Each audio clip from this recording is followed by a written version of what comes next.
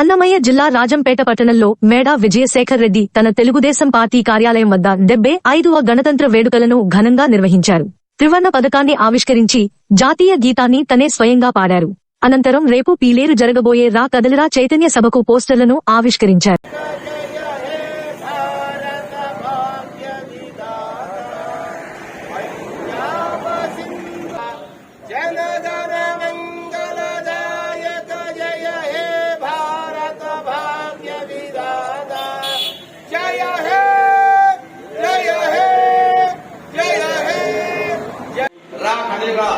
పీలేలో జరుగుతున్న మహాసభకు నారా చంద్రబాబు నాయుడు గారు విచ్చేస్తున్న శుభ సందర్భంలో రాజంపేట నుంచి 200 వాహనాల్లో, మళ్లీ చెప్తున్నాం ఆన్ రికార్డ్, 200 వాహనాల్లో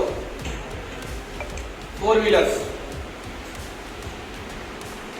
ఒంటిమిట్ట, నందలూరు, రాజంపేట, సుందుపల్లి, కొంతవరకు సిద్ధవడం, వీరవల్లి, ఈ 6 మండలాల నుంచి కూడా 200 వెహికల్స్ లో మన ఆధ్వర్యంలో ఇక్కడ 7 గంటలకు రాజంపేట ఆఫీస్ ముందర 7 గంటలకు ప్రారంభమై సుందుపల్లిలో 8 గంటలకు టిఫిన్ బ్రేక్, అక్కడి నుంచి 8 గంటలకు స్టార్ట్ అయి 9 గంటలకు పీలేరు చేరే విధంగా ప్లాన్ చేశాం. ఈ చెలో పీలేరులో భాగంగా నాకు అందుబాటులో ఉన్న అందరికీ కూడా ఫోన్లు చేసి వెహికల్స్ అరేంజ్ చేశాం.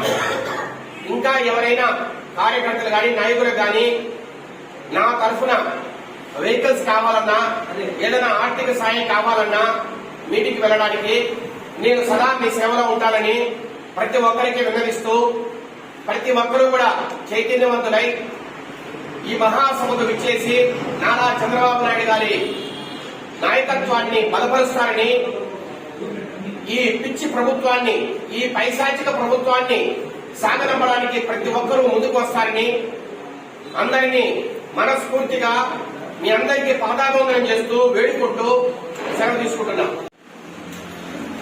మేడా విజయశేఖర్ రెడ్డి మీడియా సమావేశంలో మాట్లాడుతున్నారు. రాజంపేట ప్రజలందరికీ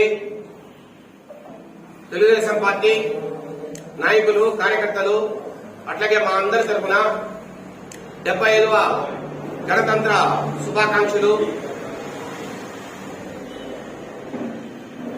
ఎందరో మహనీయులు తమ త్యాగాలతో ఈ దేశానికి స్వాతంత్రం తెచ్చారు. వారిలో అగ్రగణ్యులైన మహాత్మా గాంధీ గారు గాని, సుభాష్ చంద్రబోస్ గారు గాని, సర్దార్ వల్లభాయ్ పటేల్ గారు గాని, గంగాధర్ తిలక్ గాని, ఎందరో మహానుభావులు, అందరికీ వందనాలు.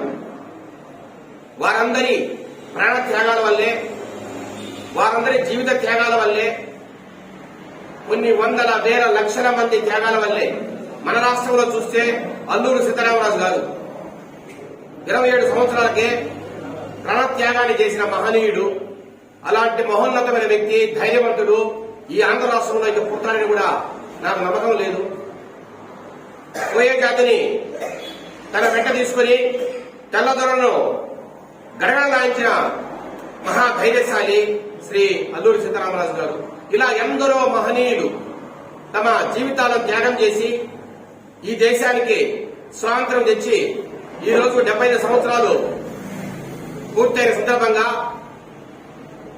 ఈ గణతంత్ర వేడుకలని అత్యద్భుతంగా ఊరు, వాడ, పల్లె, పట్టణంలో జరుపుకుంటున్న అందరికీ కూడా మా తరపున, నా తరపున, మా పార్టీ తరపున అందరికీ కూడా శుభాకాంక్షలు తెలియజేస్తూ, రాష్ట్రంలో ప్రజాస్వామ్యానికి వ్యతిరేకంగా, ప్రజల ఆకాంక్షలకు వ్యతిరేకంగా, ప్రజా ఆమోదానికి వ్యతిరేకంగా 2019లో ఏ స్థాయిలో ప్రజలు ఆమోదించి 151 స్థానాలను శ్రీ జగన్మోహన్ రెడ్డి గారి కట్టబెట్టారో ఆ ప్రజా ఆమోదానికి, ప్రజా అభిష్టానికి, ప్రజా ఆకాంక్షలకు వ్యతిరేకంగా ఒక పక్క 75వ గణతంత్ర వేడుకలు జరుపుకుంటున్న ఈ సమయంలో ప్రజాస్వామ్యానికి తూట్లు పొడుస్తూ, ప్రజల ఆకాంక్షలకు తూట్లు పొడుస్తూ, ప్రజలను అరాచకం వైపు మరలిస్తూ, ఎక్కడ చూసినా అశాంతి, అరాచకం. దీనికోసమేనా ఎందరో మహనీయులు ప్రాణత్యాగం చేసి ఈ దేశానికి స్వాతంత్ర్యం ఇచ్చింది? ఇలాంటి వ్యక్తులు ప్రోత్సహించడానికేనా, ఇలాంటి వ్యక్తులతో పరిపాలించబడడానికేనా అనే అంత బాధ కలుగుతుంది ఈరోజు. ఆ బాధ, ఆవేదన ఈ రోజు రాష్ట్రంలోని ప్రతి ఒక్కరిలోనూ ఉంది. ఒక్క తెలుగుదేశం పార్టీ నాయకులు కార్యకర్తలు కాదు, ప్రతి పార్టీ కార్యకర్త నాయకుల్లో ఉంది. ముఖ్యంగా ప్రజల్లో, అట్టడుగు వర్గాల్లో, మధ్యతరగతి వర్గాల్లో ప్రతి ఒక్కరిలో ఈ రోజు చదువుకున్న మేధావుల్లో ఎందుకురా దేవుడా ఈ వ్యక్తికి ఓటేశాం మేము, ప్రజాస్వామ్యాన్ని తుట్టుపడుస్తున్న ఈ వైనం ఏంటి? ఒక పక్క భారతదేశం అన్ని దేశాల కల్లా గొప్ప ప్రజాస్వామ్య దేశం, అతిపెద్ద ప్రజాస్వామ్య దేశం అని పొగడబడుతూ ముందుకెళ్తున్న ఈ తరుణంలో ఆంధ్రప్రదేశ్ ప్రజాస్వామ్యంలో దిగదార్చబడుతోంది. అసలు ప్రజాస్వామ్యం ఉందా ఈ రాష్ట్రంలో అనేంతగా పరిపాలన జరుగుతున్న క్రమం. ఒక్కసారి రెండు మనం బేరీజు చేసుకోవాలా. భారతదేశం ఎటుపోతోంది, ఆంధ్ర రాష్ట్రం ఎటుపోతోంది. చాలా దారుణమైన పరిస్థితి. ఒక చదువుకున్న వ్యక్తిగా మాట్లాడకుండా ఉండలేని పరిస్థితి.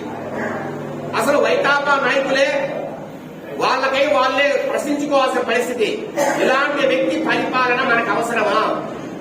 ఇలాంటి వ్యక్తి పరిపాలనలో ఈ రాష్ట్రం ఉంటే కరెక్ట్ గా నడుస్తుందా, సుభిక్షంగా ఉంటుందా అనేది అందరూ కూడా ఒక్కసారి తెలుసుకోవాలా. నేను ఒకటే అడుగుతున్నా, ఈరోజు మాన్యశ్రీ నారా చంద్రబాబు నాయుడు గారు ప్రతి జిల్లాకు పోతున్నారు. ప్రతి జిల్లాలో మహిళలను, యువతను, రైతులను, ప్రజలందరినీ కూడా తట్టి లేపుతున్నారు. రా, కదిలి రా అనే నినాదంతో ముందుకెళ్తున్నారు.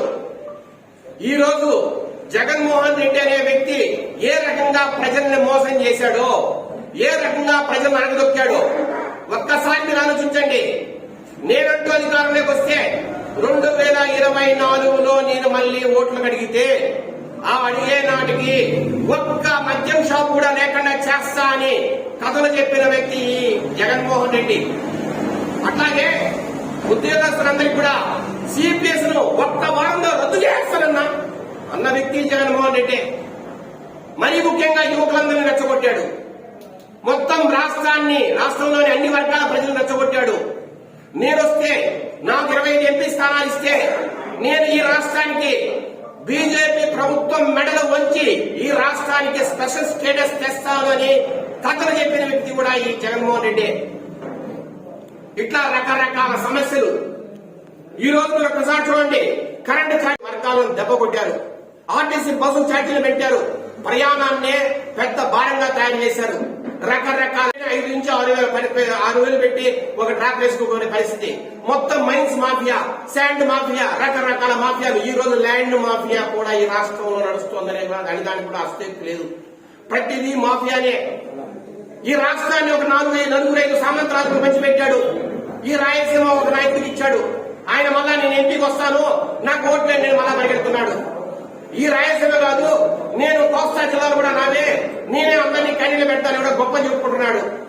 ఇలాంటి సామంతరాలను పెంచి పోషిస్తూ మొత్తం ఈ రాష్ట్రంలో ఒక రకమైన అరాచక పరిస్థితిని సృష్టిస్తూ ఎవ్వరినీ కూడా ప్రశాంతంగా బతకనివ్వకుండా అన్ని మాఫియాలను పూర్తిగా పెంచి పోషిస్తున్న ఈ ముఖ్యమంత్రి జగన్మోహన్ రెడ్డిని ఎట్టి పరిస్థితుల్లోనూ తరిమి కొట్టడానికి, బంగాళాఖాతంలో కలిపేయడానికి రా, కదిలి రా అని పేద, మధ్య, యువ తరగతి వర్గాలను, మహిళలను, రైతులను, యువకులను ప్రతి ఒక్కరిని కూడా భుజం తట్టి లేపడానికి, చైతన్యవంతులు చేయడానికి ఈ రోజు నారా చంద్రబాబు నాయుడు గారు రా, కదిలి రా అనే నినాదంతో ప్రతి జిల్లాలోనూ గత 20 రోజులుగా మహాసభలు నిర్వహిస్తూ రేపటి రోజు అన్నమయ్య జిల్లాలోని పీలేరు తాలూకాలో పీలేరు నడిబొడ్డున రేపు జరుగుతున్న రా కల్లిరా బహిరంగ సభకు ఈ రాజంపేట నియోజకవర్గం నుంచి పెద్ద ఎత్తున వేల సంఖ్యలో ప్రజలందరూ తరలి రావాల్సిందిగా మీ అందరికీ మనసా వాచా వేడుకుంటున్నాం. మీ అందరినీ ప్రార్థిస్తున్నాం. ఇదే మంచి తరుణం. 4 సంవత్సరాల 10 నెలలు మనల్ని ఉక్కుపాదంతో నడిపేశారు, ఉక్కుపాదం కింద తొక్కేశారు. పోలీసు పరిపాలన జరిగింది, అరాచక పరిపాలన జరిగింది. ఇదంతా ఒక రాక్షస పరిపాలనగా తయారైంది.